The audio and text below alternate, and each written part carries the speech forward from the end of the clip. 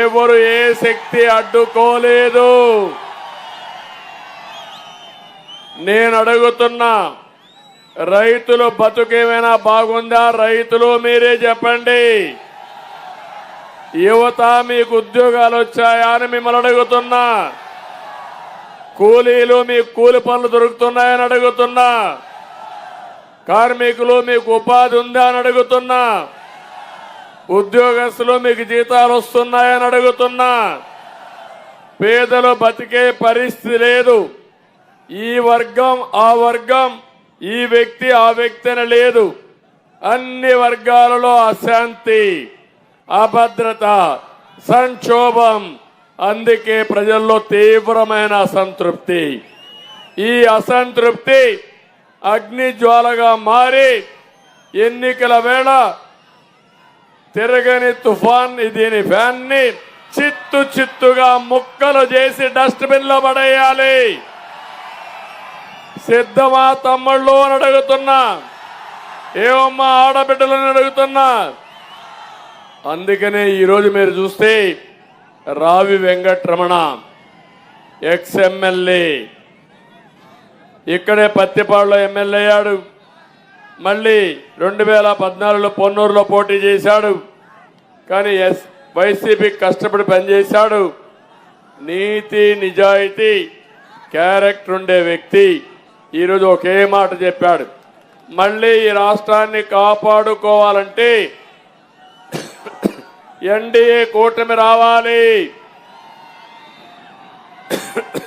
ఆ కూటమి రావడానికి నా బాధ్యతగా పనిచేస్తానని రావి వెంకటరమణ చెప్పారు. గట్టిగా చప్పట్లు కొట్టి హర్షాన్ని ఆమోదాన్ని తెలియజేయండి. మా ఆడబిడ్డ దిష్టి తీస్తా ఉంది. బిల్డింగ్ పైన ఏ మాత్రం కూడా నాకు దిష్టి తగలకూడదని మా ఆడబిడ్డ దిష్టి తీసి నిండు మనసుతో ఆశీర్వదిస్తా ఉంది. ఎక్కడికి పోయినా ఇవే కనపడొస్తున్నాయి నాకు. ఇప్పుడే అమరావతి మీటింగ్ పెట్టుకొని వచ్చాను. ఇప్పుడు పత్తిపాడుకు వచ్చాను.